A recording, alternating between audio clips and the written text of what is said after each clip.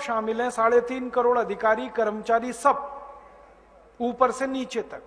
आप अगर किसी बच्चे के जन्म का प्रमाण पत्र बनवाने के लिए म्युनिसिपल कॉरपोरेशन में चले जाएं, बिना रिश्वत प्रमाण पत्र नहीं बनेगा। और घर में कोई मर गया तो मृत्यु प्रमाण पत्र बिना रिश्वत नहीं बनेगा। तो जन्म से लेकर मृत्यु तक सारे काम आपके रिश्वत से ही होते हैं। तो लूटने में कर्मचारी भी पीछे नहीं है, हर जगह लूट है। और ये क्यों लूट है? क्योंकि ये जो कर्मचारियों का सिस्टम अंग्रेजों ने खड़ा किया था, वो लूटने के लिए ही तो खड़ा किया था। वो लूटेगा ही, और क्या करेगा। कलेक्टर बनाया उन्होंने लूटने के लिए, डिप्टी कलेक्टर बनाया लूटने के लिए, कमिश्नर बनाया लूटने के लिए। तो आज भी कलेक्टर, डिप्टी कलेक्टर, कमिश्नर लूटेंगे ही, और क्या करेंगे। और जब लुटेगा देश तो गरीबी ही आएगी, भुखमरी ही आएगी। आप तो सोचो ना, 20 लाख करोड़ का 17 लाख करोड़ लुट जाए किसी देश का, वो देश तो कभी भी पनप नहीं सकता, अमीर हो नहीं सकता। ये है हमारे देश का हाल। अब भूतकाल में लुटे हम, वर्तमान में लुट रहे हैं, भविष्य क्या होगा अंदाजा लगा सकते हैं। ये लूट अगर ऐसे ही चली तो थोड़े दिन में तो कुछ रहेगा नहीं। अब हमारे सामने दो ही विकल्प है। एक विकल्प है कि जैसे अंग्रेजों की व्यवस्था को तोड़ने के लिए क्रांतिकारियों ने काम किया, वैसे ही इन काले अंग्रेजों की लूट की व्यवस्था को तोड़ने के लिए कुछ नए क्रांतिकारियों को पैदा होना पड़ेगा।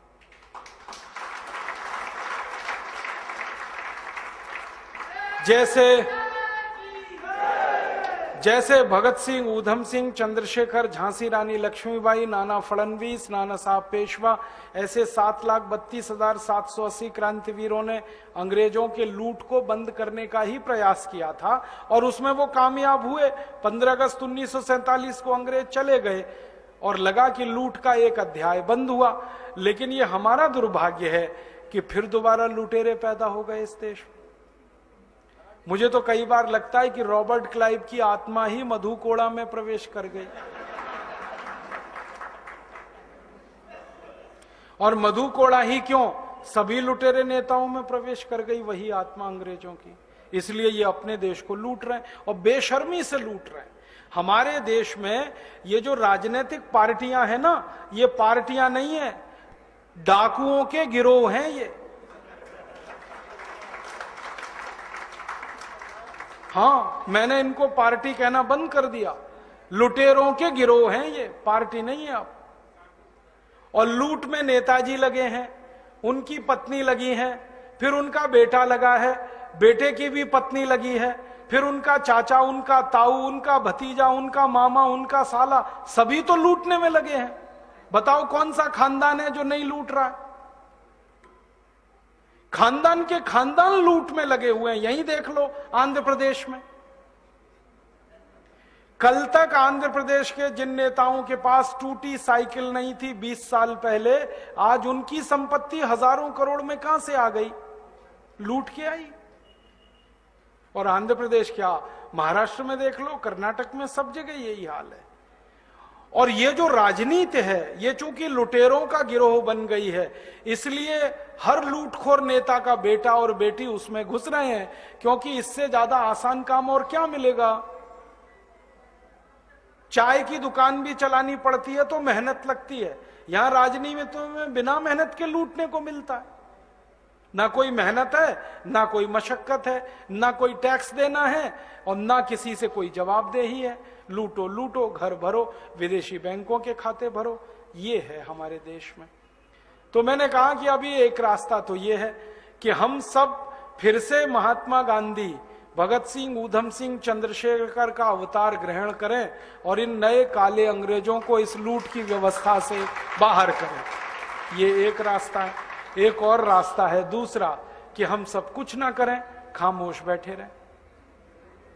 एक दूसरा रास्ता और है, खामोश बैठे रहें और कहें जो हो रहा है अच्छा हो रहा है, आगे होगा और भी अच्छा होगा, तुम क्यों व्यर्थ चिंता करते हो, तुम क्या लाए थे, क्या ले जाने वाले हो। ये दूसरा रास्ता है। हाँ, और इस रास्ते पर हमको भटकाने वाले 10-20 नहीं है, सैकड़ों लोग हैं, रोज आते हैं और माला पकड़ा देते हैं कि राम राम राम राम, राधे राधे राधे राधे, राम राम राम राम, राधे राधे, बस यही करो, देश तो ठीक हो जाएगा। और ज्यादा उनसे तर्क करो तो कहने लगे तुम क्यों व्यर्थ चिंता करते हो, तुम क्या लाए थे, क्या ले जाओगे, जो हो रहा है अच्छा हो रहा है, देश लुट रहा है अच्छा हो रहा है, आगे लुटेगा और अच्छा होगा। वो हमको समझाते हैं और इसी को धर्म कहते हैं, इसी को धर्म कहते हैं। और आजकल धर्म के व्यापार करने वालों की बाढ़ आई हुई है। हाँ, बहुत बड़ी फौज खड़ी हुई है उनकी। एक आया राम की कथा कहेगा 10 करोड़ लेके जाएगा, दूसरा कृष्ण की कथा कहेगा वो 15 करोड़ लेके जाएगा। और आप जैसे भोले भाले मूर्ख लोग डालते हैं उनके पात्रों में, ले जा भाई। ये बापू नहीं है, डाकू हैं। बापू नाम तो शर्म आती है कहते हुए। कहीं से 10 करोड़ लूटो, कहीं से 20 करोड़, कहीं से 25 करोड़। और आप लोगों की मजबूरी है कि काले धन का करें क्या, इनकम टैक्स वाले पकड़ते हैं तो ये बापुओं को देते रहते हो आप,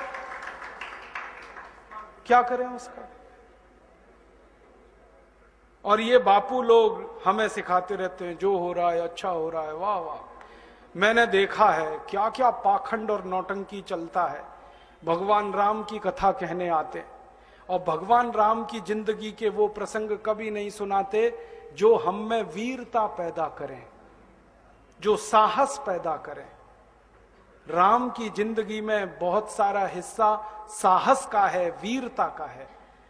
जब 14 वर्ष के लिए वनवास चले गए राम, तो हमको सुनाई जाती है राम की जो कथा ना, उसमें कहते हैं राम ने 14 साल एक ही काम किया, हाय सीते हे सीते, हाय सीते हे सीते, हाय सीते, ये सुनाते हैं हमको।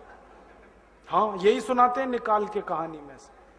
और मैं कहता हूं कि राम को अगर हाय सीते हे सीते हाय सीते यही करना था 14 साल, तो दूसरा विवाह क्यों नहीं कर लिया। सैकड़ों राजा तैयार थे अपनी राजकुमारियों को राम को देने के लिए, वो तो कर लेते दूसरा विवाह। क्योंकि हाय सीते हे सीते, हाय सीते हे सीते, एक स्त्री के लिए अगर वो इतने ही बिलख रहे थे, तड़प रहे थे, दूसरा विवाह कर लेते। तो ये सब चुप हो जाते हैं, फिर बात नहीं करते। फिर मैं उनको रामायण में से निकाल के दिखाता हूं, देखो राम ने हे सीते हाय सीते कहा नहीं कहा ये मुझे नहीं मालूम, लेकिन 14 साल वन में रहते हुए सैकड़ों राक्षसों का संहार किया उन्होंने, मारा उनको और धर्म राज्य की स्थापना कराई। ये कहानी नहीं सुनाते क्योंकि इससे वीरता पैदा होती है। तो राम का जो वीरत्व है वो नहीं सुनाएंगे आपको, उनकी जो कमजोरियां हैं वो सुनाते हैं आपको। और राम कथा जब वर्णन की जाती है तो मंच पे बैठ के आहा कैसे आंसू, ढलल ढलल आंसू निकलेंगे, आपको भी रुलाएंगे, खुद भी रोएंगे। किस बात के लिए? हो, राम को वन गमन में इतना कष्ट हो रहा है, वन में इतनी तकलीफें हो रही हैं, तो राम की तकलीफों का वर्णन कर रहे हैं, आंसू आ रहे हैं। और ये